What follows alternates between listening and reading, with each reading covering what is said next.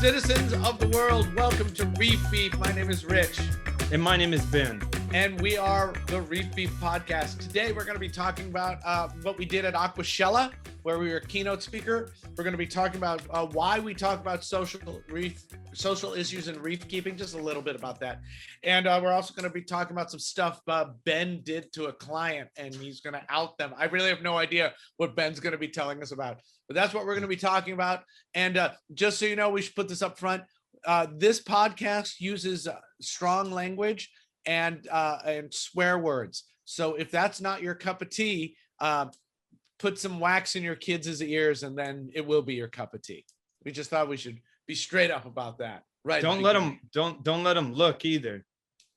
Yeah, don't let because we're number one. Put some wax in their eyes as well. How you doing, Ben? What's going on, Richard? How much I got after Aquashella. We were at Aquashella where we did a talk, and then I flew to Chicago to visit my parents, and then I came home sick as a dog. Oh man. Yeah, got a COVID test because it was. Yeah, you can still hear me coughing. Negative, right? They shoved the things way up my nose. Yeah, I failed the COVID test, which is. Did they hit your giant brain? They couldn't find my tiny pea brain. You have two brain cells and they're fighting. Yeah. And that's how I am. And now I'm feeling good. Stuff here is going well.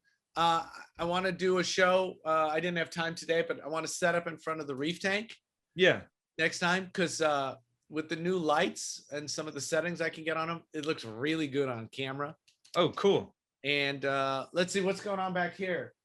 This experiment's up in full swing. And going well.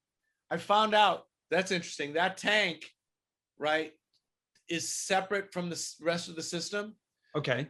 So that tank gets my water change water. Okay. Right, on the automatic water change.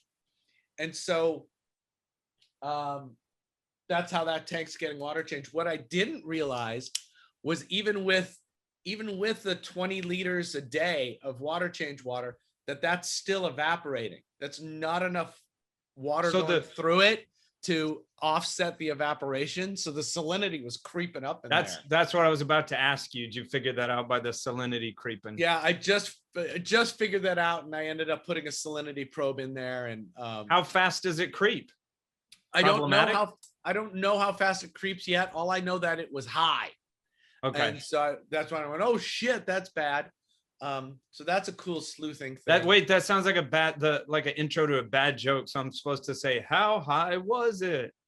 It was 36 and a half, almost 37. I mean, definitely something you need to keep track of, but that doesn't sound like hugely problematic. Well, it may have been problematic. It may have been up like that for weeks or months, which is too high. And so over time, corals will stress. And that's something I was seeing in there. So I was looking at other stuff, but I'm pretty sure that was it. What else happened? I was laid up in bed for a couple of days, and then I went and looked under the house, and my sump was drained, 5-6 inches. Whoa! And I went, that's bad. What's causing that? So I did the sleuthing. Sherlocking your tank, I think, is like a skill. We need to think about how to teach that, or how to, talk about that more, because I realize that that's everything. I mean, and it's so specific to each and everyone's tank, though. Yeah, I think there's specifics to it, and there's generalities to it. I'd like to see if we can figure out how to talk about the generalities of it and how to be better at it. Because I'm pretty good at that because, from a maintenance standpoint, so like so many tanks that I keep track of. And you had to be pretty quick to identify a problem. That's another thing is, since I'm doing this for people, like if there is an issue, I'm always super uncomfortable if I go there and I fix what's going on, but I need an answer for what the hell happened. Right. So maybe we can do a checklist. Maybe that's actually useful to do. It's like a if this, then that, blah, blah, blah. So I go down, and so I know the system. I didn't really see any water anywhere. Some things look damp, but I wasn't sure if that was from, water can sometimes get in there from outside. Would you say moist? An area was moist. But that could have been from somebody hosing outside of the whole place, right? Good Lord. She said people like hosing down your house. Well, no, not my house, just outside on the patio.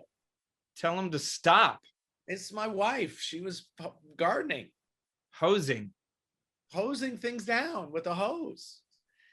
And so I didn't think there were any leaks. There was no water upstairs. All the immediate ideas, were ticked off really quickly.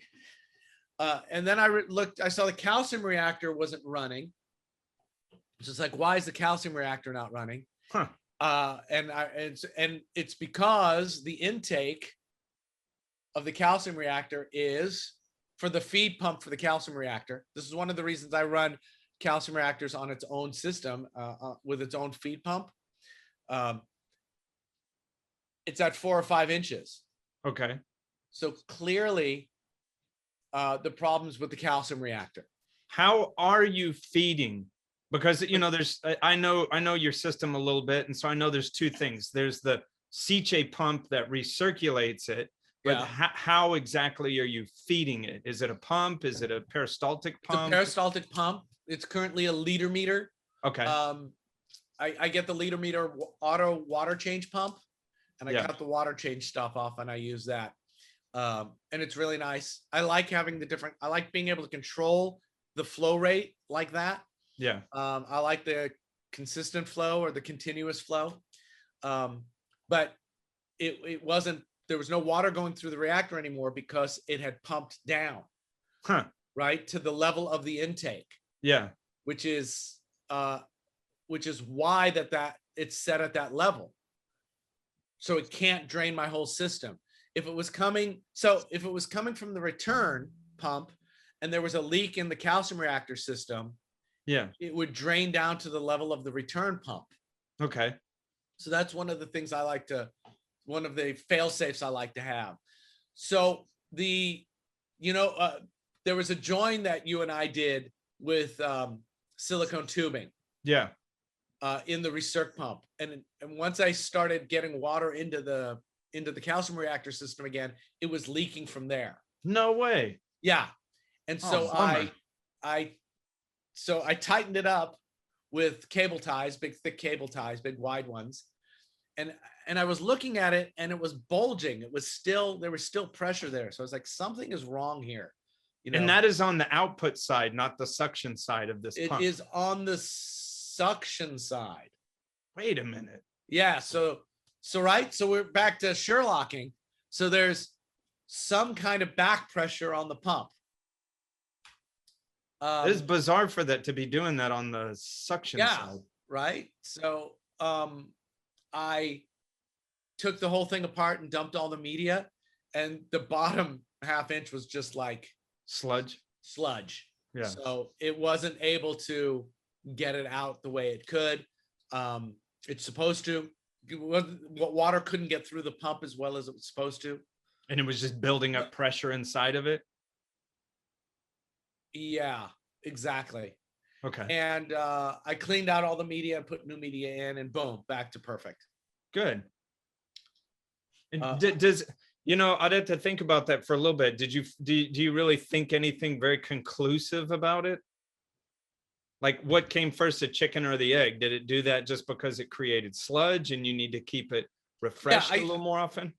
I think the last couple times I filled up media, I just topped it off instead of, rinsing it really well and getting the sludge out. So it's just, lazy reefer. So that sludge, since it's so much finer, it's just got to, impede the flow enough to jack everything up. Yeah. And it's a Siche. So that thing pushes water. I'm trying to make sure, it's the intake. Yeah. It's on the intake side. Absolutely it is. Okay. So that was good to clean all of that out. And it didn't mess up the Siche at all? No, Siche's fine. Score 1 for Siche. I was thinking about replumbing that again, but now that it's working again, I don't want to replumb it just for the sake of replumbing it. Yeah, I mean, it's interesting, the dichotomy between how the two of us can do things, because for you as a hobbyist on that, that's okay if it's in your comfort level and it's you. Like I'd just be a little scared of that because I do it and then I walk away from someone's home. So Yeah, I no, always, I would never. Yeah, if this was somewhere else, I'd be but I totally think on it's top of it. completely valid either way. It's just different Yeah. situations. Yeah, and also the other important thing about this for me is if I got 500 gallons of salt water, actually Bob is delivering today From Pakistan.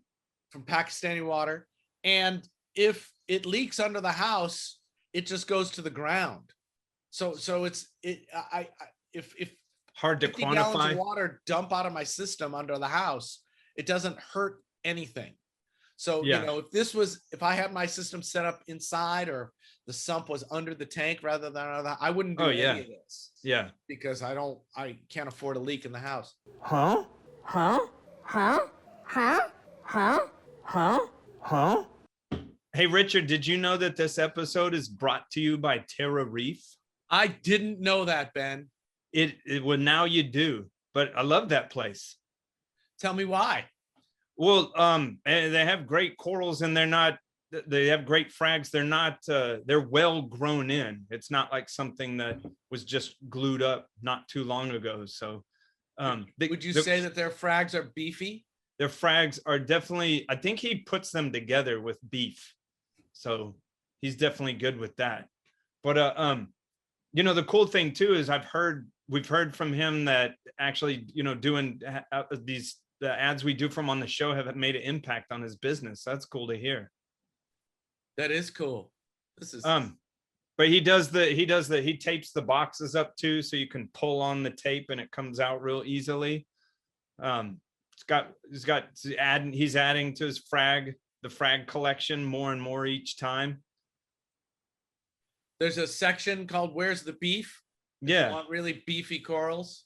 Extra beefy. And they got a new URL, shopterrareef.com/pages/reef beef. To direct put that below because it's kind of long. Yeah. It's 100% aquaculture. They are both retail and wholesale, and they are inexpensive shipping for retail. Awesome. Terra Reef. Huh? Huh? Huh? Huh? Oh, there was the other thing that happened in Chicago just after Aquashella. There was some problem with the air pump on my skimmer. Yeah, didn't your daughter fix something? Yeah. So automation is great because it let me know that there was a problem. I saw the pH being weird, and I used my camera that goes under the house to see what was going on, and I could see that there was nothing bubbling through my skimmer. Okay. I have once the skim mate fills up a bucket, a float switch clicks on. I've changed this now. Float switch clicks on and turns off the air pump for the skimmer. Okay. It's good. My skimmer is a aquarium engineering skimmer. It's got a big beefy needle pump that is external that adds the air into the skimmer body. And so it clicks that pump off. Oh, so you're saying air pump, but you're kind of mixing. Yeah, it's a pump that delivers the air. It's just a Venturi needle wheel. Yeah. Okay. Yeah. Because you say air pump, and I think of an actual like an air pump. Like it's the pump that delivers air. It's a needle wheel pump. So just when the bucket of skimmate gets full, it tells the skimmer to shut off. It tells the pump that delivers the air. That's true, because you have a recirculating pump, so water will still circulate through how you're feeding it. But I have a feed pump that goes from the sump, and then it goes through the skimmer back into the sump and to a different area. Yeah. And then I've got that pump that just is the recirculation pump for the skimmer, and that's where the air is injected. And I love those type of skimmers that are set up like that, because that's called a recirculating skimmer. And I believe that people say that those are usually more efficient, because the same pump that's creating the froth inside is not being asked to move water through the skimmer. And so it can do that really effectively. Yeah. And the way Bill made this, Bill Wan made these things. It puts a crap ton of air into the skimmer body. I really am happy with the skimmer. And it's a big, it's like a 12-inch skimmer body by 30 inches. It's Yeah. great. Beefy. But what happens is, just like it's just like the old style pumps we used to use, like the Dolphins, Yeah. right? Remember, it was like the Amp-Master 3000. Remember that? Yeah. And it was always, don't turn it off because it might not spin up again, Ugh. right? Because as they get used and they get dirty on the outside and stuff, and stuff is on the inside, you can Kind of lock up. it can lock up. And so that's what happened, is that air pump, just for all the reasons, wouldn't kick on again after I drained the skimmate bucket. I'm smiling because we had that one episode where you were getting on to me about circulation pumps, so you got to quit calling that an air pump. Okay. All right. What do you want me to call it? The skimmer pump. Well, there's that could be confusing. There's a too. skimmer feed pump And a skimmer bubble pump, but that's a bad name. The pump the needle wheel pump. Needle wheel pump. There we go. We can agree on that. Yeah. So the shaft on the needle wheel can get goo on the outside or can get goo on the inside, and it can lock up and not want to spin back up. Yeah. So I got my daughter to go under the house and take the fan cover off. She couldn't actually, because the way this pump is made, it doesn't pop off. But I got her to spray some WD-40 in all the places, and then get a screwdriver and keep turning it, right? Give it a little turn. And I kept goosing it with the power off and on. And she's, it does that thing where it moves a little bit. Yeah. That's how you know you're on the right track. If you could just get it spinning, it'll go. Now for this pump, what type of pump is this? I don't know. It's that gold pump. I don't remember. Oh, okay. A sequence.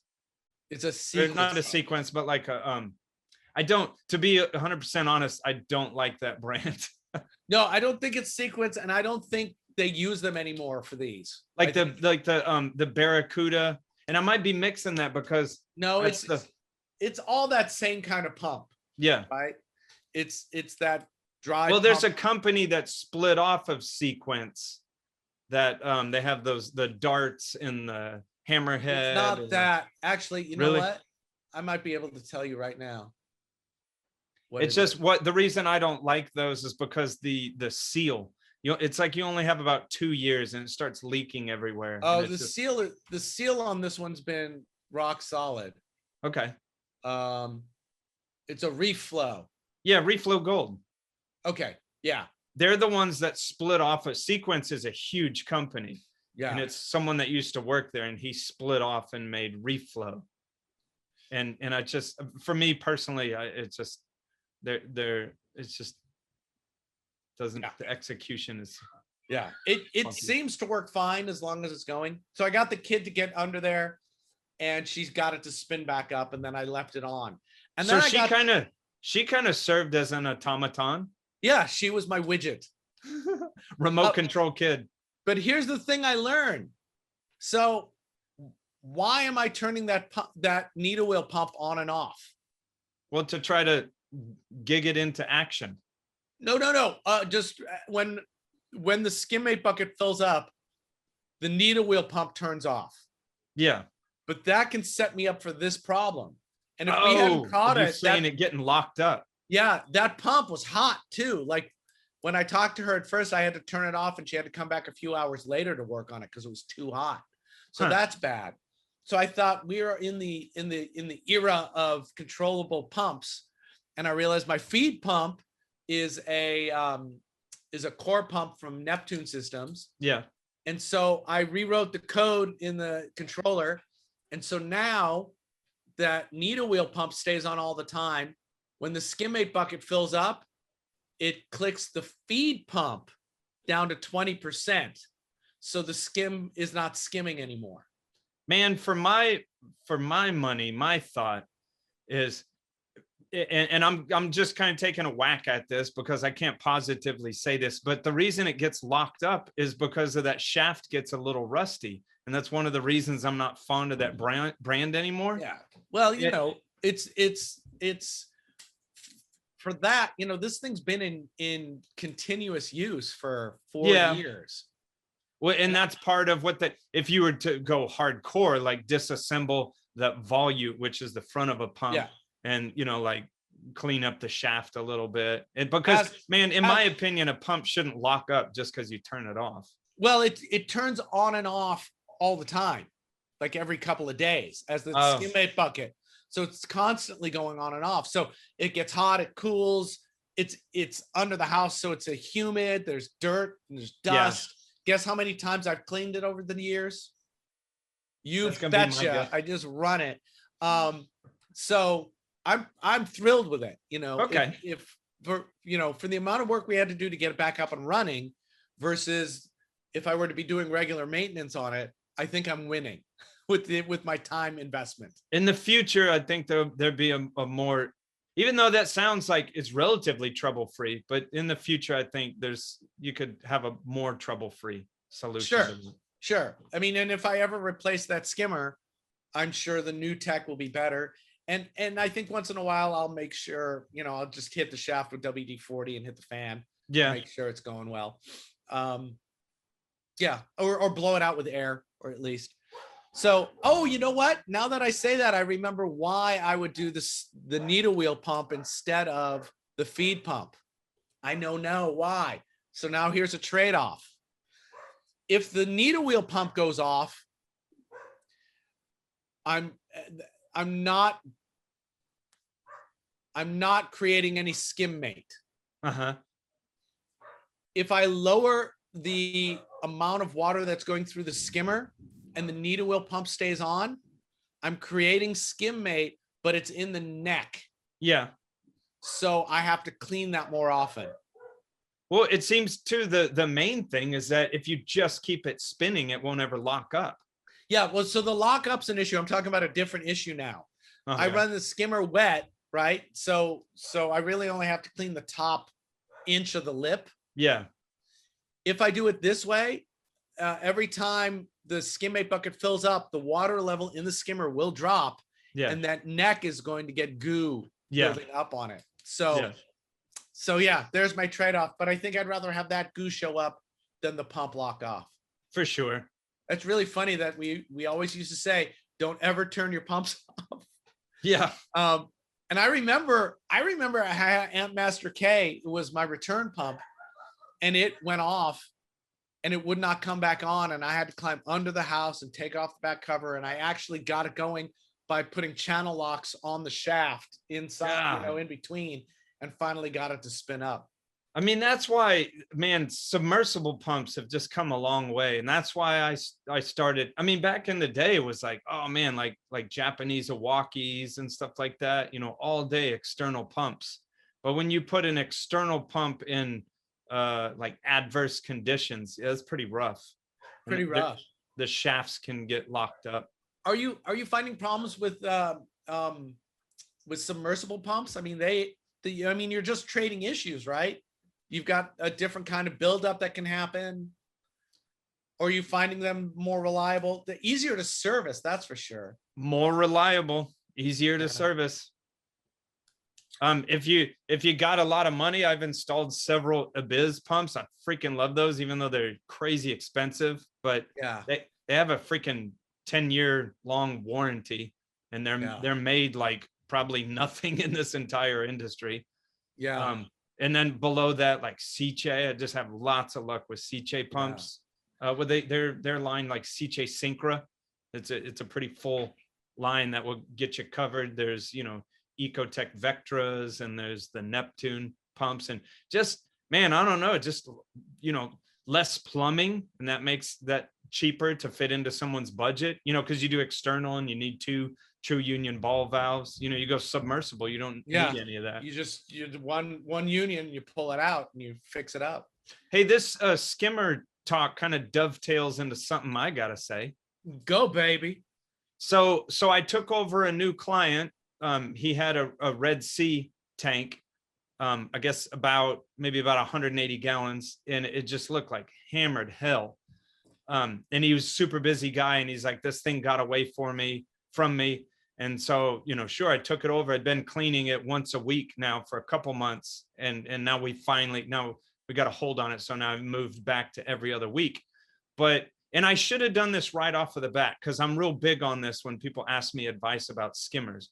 So pretty much every skimmer, there used to be a little bit different technologies for skimmers, and now it's kind of streamlined to pretty much every skimmer is a needle wheel impeller that uses a venturi just to suck air bubbles, and then the needle wheel just froths it and rips it up, turns it into finer bubbles.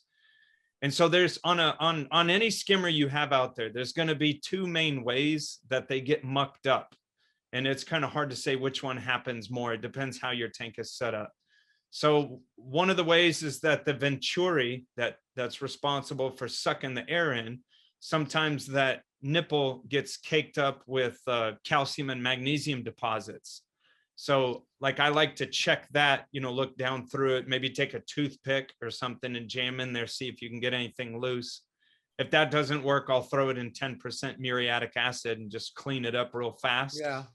Put that back on there. But another thing that I find quite frequently, and this is why I would tell people, look, I know maintenance isn't super fun and the whole lazy reefer thing, but I feel like you got to know where to place some of your attention, because you get too lazy and you'll run your tank off the road. But right. So one of the things I feel like a hobbyist really needs to put a lot of attention on is inside that bubble making pumps, needle wheel impeller plate, because it's like a plastic plate with a bunch of little needles, plastic needles on it, with some perforations, some holes in it as well. So as long as that's running unobstructed, everything's working great. But invariably little parts of chido, algae, little snails, debris like that can get stuck and clog that up. Well, when that plate gets clogged up, it just doesn't make as many bubbles. So what happened to me is I was there cleaning it and I was gonna leave, but it's so funny because it was one of the first times I've been around one of those Red Sea skimmers, because I don't normally use those. Well, it was making a little more noise than I thought normal. And as I was about to leave, the client's like, man, I don't know if I can take that skimmer noise. You know why it's making so much noise? And then so I had to ask him, like, is it making more noise than you think it normally makes? And we kind of looked at it for a second. He was like, yeah. So the first thing I did, I was kind of trying not to yank the whole thing out and go Rambo on the whole thing if I could help it. Of course. And so the first thing I did was check the venturi, and I was like, well, crap, that wasn't it. And then I checked the air muffler, because sometimes those can get dirty or filled with water and it's not muffling the sound so much. It wasn't that. And then so I know, I was like, damn it, I got to yank this thing out and bring it to his utility sink. So that's what I did. And man, I don't know the scientific name of these snails, but they're not something you buy. And they're kind of mocha and white colored, and they're very, very small. I think the biggest they get is like the head of one of those pin cushion pins. And this needle wheel plate was there was no open spot on it. They were just stacked and stacked and stacked. They're mobile snails, or are they those tiny white ones? They're like they are mobile, so they're tiny and whitish with a little bit of like mocha beige brown. Long shaped like a rice grain, kind of. Not a rice grain, they're round. I'll try to find some one day and take a picture of them. All right. Yeah, but take a picture one day. Find one day and take a picture. One day. But yeah, man, I used his sprayer attachment on his sink, and man, I blasted that thing open. And then it was cool because then I put it back and I was like Mr. Hero. Yeah. And I was like, I fixed your stuff. But that does make me think, like, here's one thing it was doing too, because I started talking to him about where his skimmer sat, and it seemed like, because I had it wide open, I couldn't close it at all because the level was riding so high. Now I kind of felt like an idiot after breaking it down, because it was riding so high because it was getting obstructed by those snails. And so I had almost talked them into, I was like, hey, let's buy one of those skimmer stands so I can lift it up so we have more play in the adjustability. And then after cleaning it, it went way down, made more bubbles. And I realized it was only doing that because it was getting obstructed. It was letting in more water than air. And I was like, oh, that's like the first thing I should have done when I took it over. It's so interesting because this is all Sherlocking stories today. Yeah. That's really, really cool. But yeah, How do before you talk clients into like purchasing stuff, and that's one of the things, like, not to repeat what I said, but making sure that the venturi to your skimmer pump and that the needle wheel plate is clean. And maybe I would say, it's kind of hard to put a frequency on it, but maybe 4 times a year or something like that. Just check everything out, because really, if you start letting your skimmer like not run well, that's going to start, a decline in dissolved oxygen and amount of organics and all sorts of stuff. Well, it's you need to learn what to pay attention to in a system, right? So I know at the academy every day on the skimmers that I was running, I would just squirt some water down the intake tube every day. Yeah, because that would really extend the amount of time before any of that buildup would happen. And on the big skimmers, we ended up setting up a peristaltic pump to dose fresh water into the intakes. Into the air cool. Intakes.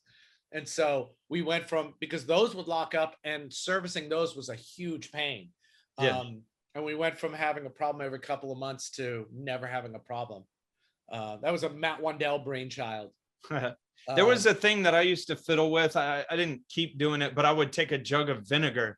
And so, no matter what was going on, whenever I serviced, I would measure out like certain mils of vinegar and pull the tubing from the air muffler of a skimmer and let it suck up that amount.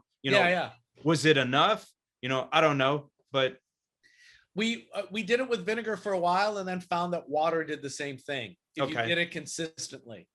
I guess I should throw this in for beefers listening. Like, you put vinegar, because some people may not know vinegar is good for a reef aquarium. It kind of sounds counterintuitive, but vinegar is a good. Dr. Craig Beeferman that we had on a couple shows ago, it was telling us about how it's just basically, an energy source for the corals, and also for certain bacteria that are good. Yeah. But it just sounds crazy putting vinegar in your tank, but it's similar to vodka. It's a thing that you can do. Don't put a lot, but it's fine to put in your tank. Yeah. I like the sleuthing. I think that's good. That's everything, right? Yeah. Well, I mean, if you don't, there's so many, because I come into contact with so many, what's a nice way to put that? Beginner hobbyists, they get all this equipment. What did I say before? What do you really want to say? No, it's nothing negative, because I'm just saying people without a lot of experience. I mean, that's unfair to say that someone's a dumbass. You can't be a dumbass about something that you just have no experience with. That's true. But yeah, and they're like, I got all this stuff and stuff isn't working. And I show up and it's just like simple stuff. And then they're happy to give me money because I showed them what to do. Yeah. And I don't know how to teach that experience. You know what I mean? The water level's down an inch. Like, all of a sudden I get a flow chart in my mind of the 10 things that I'm supposed to check to see where that water is coming from. And it's from the most obvious to the most esoteric, because that's the way to go.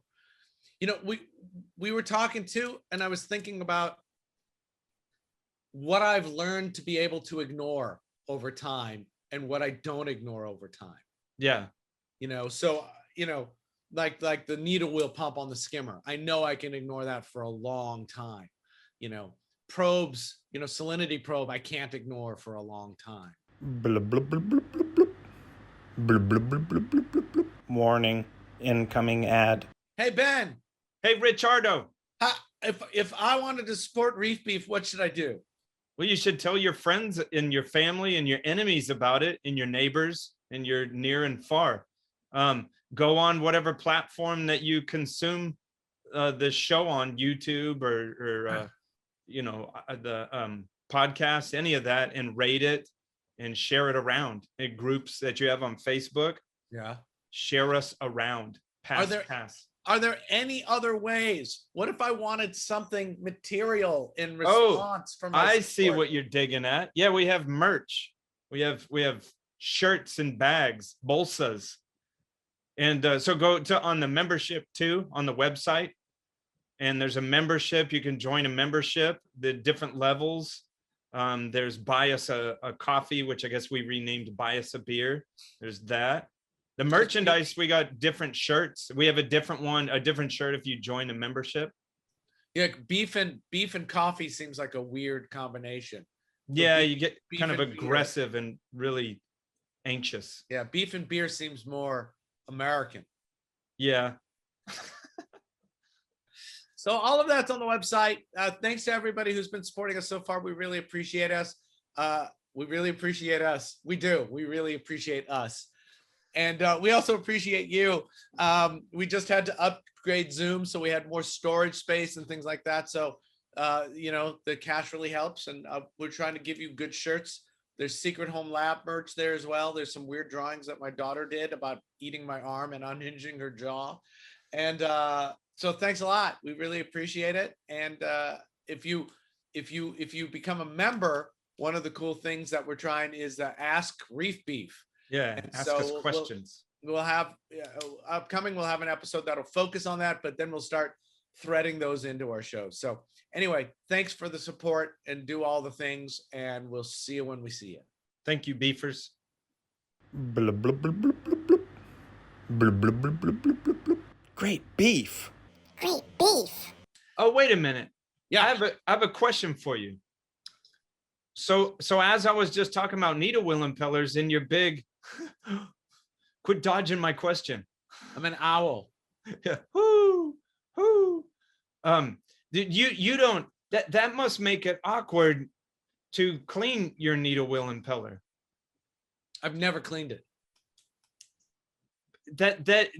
That is a huge thing in my head that I run into like all the time. Like, what if there's a lot of insoluble debris stuck in it? There might be. The reason I justify not cleaning it, and by the way, you should come visit again. Well, yeah. And then we can awesomify more stuff. And then we might be done with awesomeification. Dude, awesomeification is never done. Shut up. Shut up, baby. And we could record a bunch of episodes like live. Yeah, with clothes on. I'm not wearing any pants. I'm not wearing a shirt. This is just what my body looks like. Sorry. And we can open up this needle wheel and take a look. Hell yeah. It is crazy because on your type of pump, that Reflow Gold, that's one of the tricky things is taking that volute off. And it's one of the things I don't like about that is because then you're supposed to do the star pattern, and technically it would be nice to use a you know, well, even, you know, brain fart, but you use them on vehicles too. Torque wrench. Yeah, and I think off the top of my head it might be like 5 pounds per square inch or 10, but you got to be real exact. It's not like a submersible pump. Yeah. So that would be a thing where I would forgive if someone didn't clean. But man, clogged up volute is bad. I've ordered a backup pump for it because I don't think that skimmer is ever going away. It's just it was made for the crawl space. For sure. But I like to have backups of things. So if the backup comes, we'll just install the backup and then we can take our time. That's true. We don't have to freak out. Or maybe we'll do it the other way. We could also just throw a ton of citric acid in there and leave it. Yeah, allow it to put it in a situation, like take it offline. Yeah. Oh, wait a minute. Because you could do that. You could not feed it, but then put citric acid inside of its body and let it run on itself. Or you don't even have to let it run. I used to do the Dolphin Amp Masters. I used to take them off. I used to seal one side with a freaking plastic bag and rubber bands. Holy crap. Instead of screwing something on just because I didn't think of it. And then I would fill it with vinegar because that was before I was using any other things. Yeah. And I would let it sit for an hour like that. And then I would run it and all the goo would come out. There's in my head, in my experience, there's two things that clog up the needle wheel impeller though, is like calcareous materials, like vermeted snail pieces and Asteraceae starfish and those little snails. But then there can also be organics like slime, bacterial slime, algae pieces. So would the citric chew that up, the organic stuff?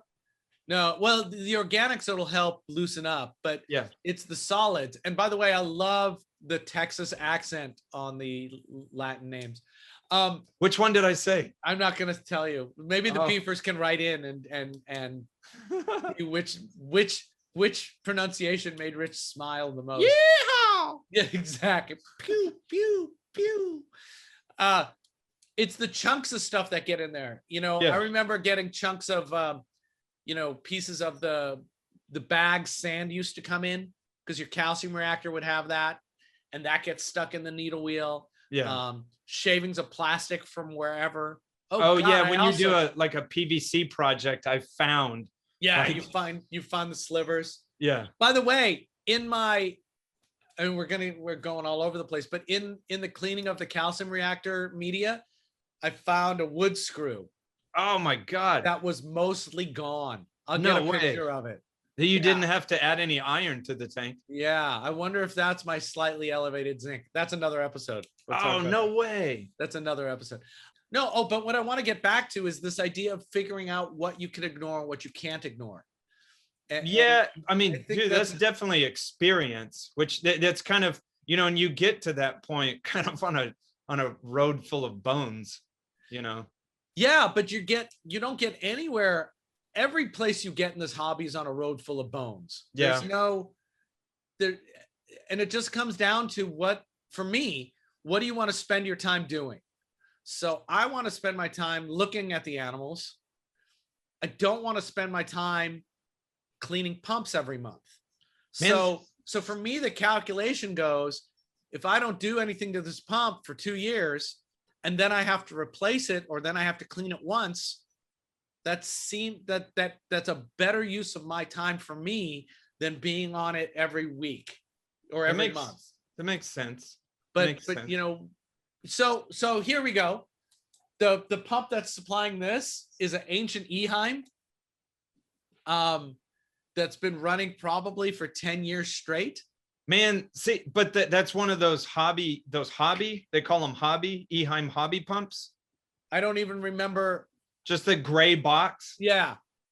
Man, those are, I mean, you could argue that there's better stuff nowadays, but man, those were always rock solid. You'd ask me, and like all day long, I think a submersible Eheim pump, you put it on something, it's just going to run for like a decade. Yeah. So I'm thinking of getting a Siche because I got a Siche. This is going to sound like an ad for Siche. It's the only Wi-Fi pump I've ever got that like was set upable instantly and worked. Oh, you got one of those XDC streams. I got an X stream to try. And I got it up and running. It was like a miracle. Like all the gyres that I've tried to do for Wi-Fi, I just want to stab myself in the eye. Why do I keep hearing people mispronounce gyre? How do they say it? They say it with a Texas accent? Gyre. Gyre? I heard someone say like G-ray and gyre. And it's when you only read things, your brain pronounces it the way you think it should be. If you've never heard it, why would you know how to pronounce it? And you say it out loud. And English is stupid. Yeah. And not only was it easy to set up with Wi-Fi, then I was able to connect it to Apex, and it was just like boom, boom. It just freaking worked. It's like, I mean, that's a relatively new thing that CJ worked out with Neptune. But it just worked. And now all of a sudden I've got everything. So I'm going to get an SDC pump, one of their bigger ones. And I'm thinking about replacing that Eheim with it because the controllability would be nice. Oh yeah. And I like on their X streams how they move. And I've got a spot where I have a wave pump right now that's like wedged in with. As far as what you're saying, like articulating. Yeah, how you can point it. It's really articulatable. And I've got a wave that's like jammed in place with rubble. Look at this. CJ's getting free airplay. I know, right? Pony up, Steve. If only they weren't so nice. Oh, I that was it too. I wanted to tell you how I justified not cleaning that needle wheel. Because I know what percentage of the feed pump, I know the percentage the feed pump is running, right? So I know how much water is going through that skimmer, right? So I don't adjust the height of the skimmer with the gate valve. I Yes. set that years ago. I adjust the height of the skimmer with how much water the feed pump is pushing. Which I dig that. That's nice. You know why it's great? Because I can turn on a camera when I'm somewhere else and adjust the skimmer. Yeah. Or I can, or I don't have to go, is that far enough? Is that too far? I can change it by 1%, right? To find Here's out the what's thing. Let going me on. ask you this. Did you ever experiment with or you just might have a feeling of this off the top of your head, between the adjustability of the gate valve or the adjustability of tweaking the feed pump? Is it maybe a smoother adjustment with the feed pump? It's an easier adjustment with the feed pump because I have a metric. Yeah. With the gate valve, it's always, you turn it a little bit and, oh, I know I turn it about this far, Yeah. but it's never really quite right. And for me, what's so cool is I can sit on my couch or on the plane or in some place where I'm not at home. Like And Abu Dhabi? Yeah, in Abu Dhabi. And I can put the camera on and I can look at the skimmer and I can up it by 2% or whatever. Or if I want to do more wet skimming, I bump it up. It generally runs at about 42%, but I can bump it up to 48% and I could do slow wet skimming. I have a virtual outlet set up so it goes 100%, so I can do quicker water changes if I want to adjust salinity by adding auto top off water. So I really like it. Yeah, I like equipment where there's like a metric involved in it, where it's like a click or a bar of power or something that you can kind of quantify what's going on. And again, we say this whenever we talk about metrics. I don't care if it's actually 41% or 42%. It's a relative metric for me to be able to act on. Yeah. And I don't think the needle wheels ever got any problems because I'm always running between 40 and 50%. Yeah. It's never gone out of those as a usable range of what the skimmer's running. Yeah. So that's how I made the decision not to clean the needle wheel. Could be wrong.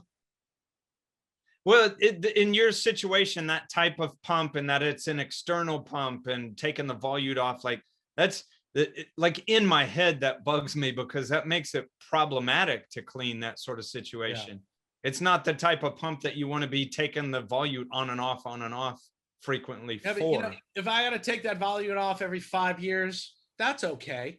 Yeah, if it was infrequent. I want a bigger calcium reactor just because I get sick of opening it up every 2 months or whatever to add more media. I don't want to do that. Really, your system is consuming it that much? To add more screws. Wow. Yeah, I've also been doing coral skeletons that I've collected over the years or whatever. I've been crushing those up and using them up just to get them. That's out of pretty the house. cool. It makes sense, Yeah, I mean, some people talk about that as a way to add trace elements back in. I'm not sure if that's a gig, but what's your favorite media? But besides that, what's your favorite commercially available? I liked the arm media. And arm. I liked the stuff Julian had, Two Little Fishies had. Yeah, but I like the smaller stuff that you can't get anymore. So now it's Reborn. Yeah. And I'm also running his Remag in the tank too. Oh, that's where you put to help with magnesium. Yeah. And you mix it throughout the regular media? I just put it's mixed now because I goofed it all around, but I don't think you need to mix it. And you don't use a secondary chamber for the effluent? Not currently, but my effluent goes into the tube I made, and that's where the calcium probe is, and that drips through crushed coral substrate before it goes into the tank. Oh, well, that's a form of secondary. Yeah, I'm not trying to dissolve it. I'm just trying to get the CO2 to off gas. Yeah. Which I don't think is, well, who knows if that's a thing or not. You might be a little lucky on that because your stuff is under the house. So there's a little bit, you'd think there'd be less carbon dioxide built up around that area. Not only is it under the house, but I'm also got an exhaust fan near that pulls fresh air through the system. Yeah. And I've also got all that. I've got that, the big Sweetwater air pump just bubbling the crap out of the sump. So yeah, if you were a jerk, you'd just tell people that ask you how to fix that problem to say, put your stuff under your house, because not everybody can do that with an exhaust fan. Well, that's there are many reasons to put the stuff under the house. And we've actually talked about several of them, but there's another one. It's access to outside air. It's thermal stability. There's all kinds of great stuff that goes on under the house for that. Hey, I got two more things that we should cover before we end this episode. Cover them, baby. The first one is this is kind of a beef. You know, we get comments and sometimes, and we read them. They're interesting on the YouTubes. Oh, And, you know, sometimes we get comments about language. Yeah, well, you know, this podcast is supposed to be hanging out with Rich and Ben at a conference. sorry, not sorry. And you could ask Tammy, who hung out, and John, who hung out with us a lot at Aquashella. We miss you guys. Yeah, you could see, you know, is that true? I think it's pretty much like hanging out with us, and language is part of it. And, you know, if your kids don't like it or you don't like it, then this clearly isn't the podcast for you. There's lots of other podcasts. That's fine with us. But subscribe and like us anyway, because it costs you nothing. Yeah. We don't cuss egregiously. We're just talking. It just sometimes happens. we cuss egregiously. Yeah. But you know, that's also us. But anyway, there was a comment about, you know, how they like, which was basically stick to reef stuff. Stop talking about the gays. Oh, the social stuff. Don't talk about the gays and the social stuff, you know, and the liberal stuff. Yeah, I saw the comment, and that accused you and I of being, quote, super liberal, which is like, right. Okay. And I just, you know, one of the things about why we do this podcast is also to talk about stuff we think needs to be talked about in the hobby, but it just doesn't get talked about. So we'll talk about ethics, because I don't think that gets enough play. You know, this is not, we're going to talk about discrimination to women and discrimination to atheists and discrimination to the LGBTQ people, because that's part of the hobby. And we think it deserves airtime, because if we don't talk about it, it's not going to get better. Well, for my part, first of all, I do not see myself as quote unquote super liberal. If anything, I think I'm sort of a centrist, but that's neither here nor there. Yeah. But here's the part that confuses me that I just want to make a comment on, is that I don't see being nice to strangers, giving them the benefit of the doubt. I don't understand how that's a political thing. Well, yeah, I don't either. I guess the question is, what has it got to do with reefing? And we think these things do have to do with reefing, because they happen in the reefing community, and so we want to talk about them. But furthermore, this is our show. And right. I mean, if you want a show about, you know, which tang should you get to eat your algae, there's those, I'm making fun of that. Like those shows are out there, and you should watch them, and they're great if that's what you want. If you don't want real straight talk about stuff that I call the meta hobby, you know, the hobby of the hobby, what impacts the hobby, you know, then there are definitely going to be segments of this show that you're not going to be interested in. Yeah, and people could say that we have like a pet project to talk about social issues, but again, this is our show, and when you make a show, I will gladly tune in to see how your show goes.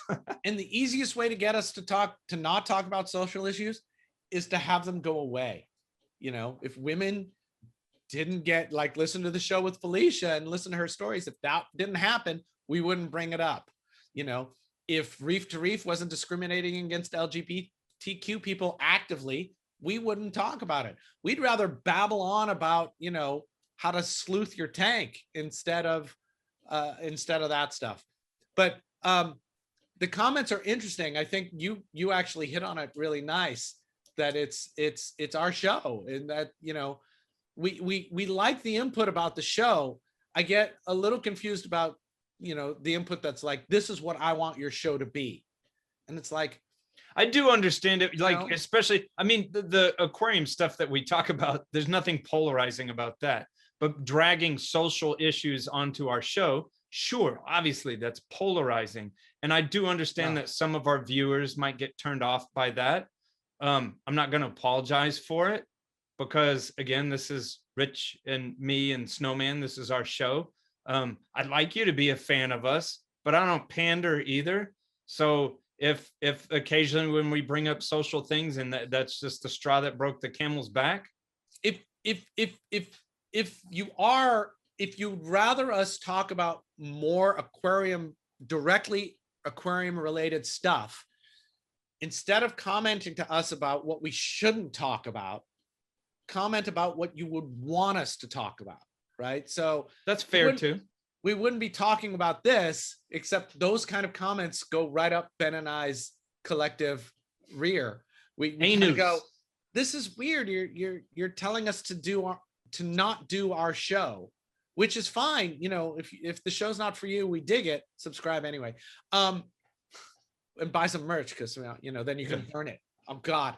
If I some of our merch and burned it because they that's what I was about to say would be great. If you freaking hate this show, buy a damn shirt and burn it.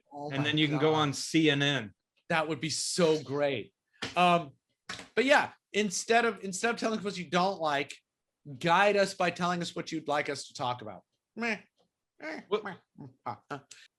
other thing is we were at Aquashella, and we should talk a little bit about Aquashella. Yeah. We gave a keynote on Sunday, which was pretty fun. We talked about is the hobby getting better or worse, which I thought was a great conversation. Which the show right before this, show number 20, is basically we kind of did that, what our talk was. So yeah, right, in the hotel room. Yeah. Where we were also wearing no pants. Yeah. If only the beefers knew. If only they knew. Waist down, it's all beef. Yeah, it was the first big event that I've been to post-COVID. Yeah, me that too. was interesting. I thought it was cool that a lot of people were wearing masks and no one was giving anybody shit if they were wearing a mask. I thought that was supremely awesome. I think most of the world is reasonable people, so that's very cool. There were a lot of corals for sale at the show. It was a show that was also not just coral related. There was reptiles. There was a lot of freshwater art.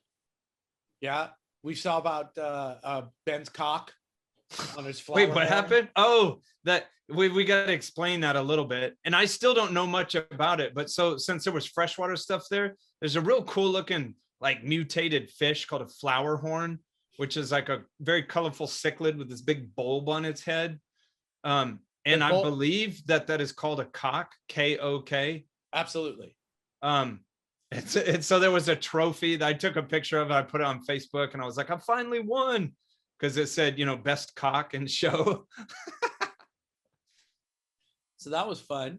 Yeah, it was fun to get an award for my cock.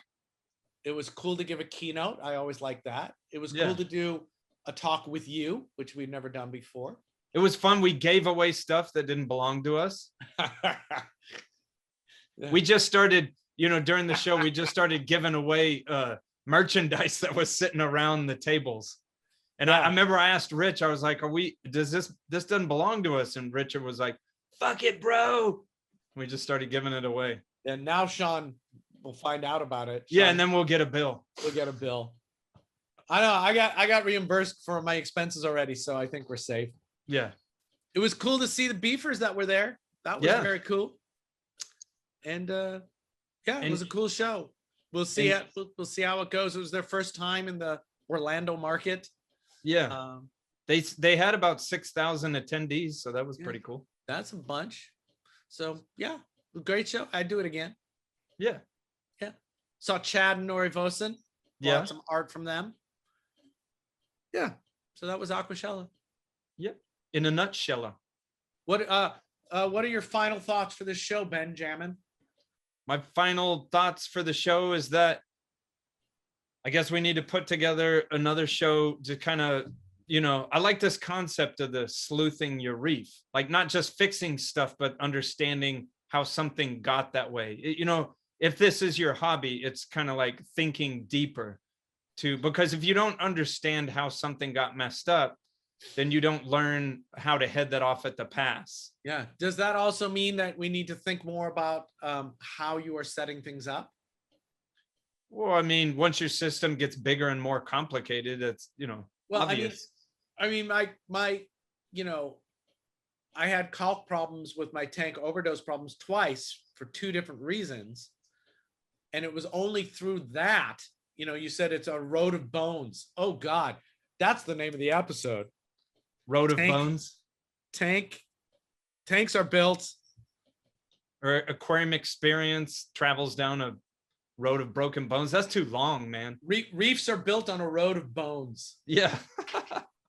Yeah, but that's funny because it has multiple meanings. That's deep. It's deep. It's meta. Deep, bro. Yeah. So my calc dosing, calc. I've been hanging out with you too long. Calc. I think it's pretty damn robust. I love calc. In another episode, we could talk about all the fail safes I have for calc. Yeah, you gotta be careful. But I think there's a lot of them, and one of them includes how deep in the calc reactor the feed line goes. So I can only dose that much of it unless something, so there's all kinds of stuff. I use a vast marine calc reactors a lot, and yeah, they have a kind of a clear line that drops down near it. Wait, we should talk about this in another episode. Yeah. We're trying to get out of here. What's your message to the beefers? Live long and prosper. It's a good message. About this show. My message is don't go for Italian food in Orlando. Oh, it was okay. I ate all of my food. You and Trucker Tammy didn't finish your food at all. There's a reason. Oh man. So I'm a type 2 diabetic, so I don't eat like fettuccine Alfredo much. And I got it and I just decided it was a cheat day and I cleared that damn plate. Damn, you did. Cool. That's it. Thanks, everybody. Eat all your food. Love you, Ben. It was really fun to hang out with you at Aquashella. Hell yeah. Righteous. We'll talk dude. later. He's a righteous dude. Bye, beefers.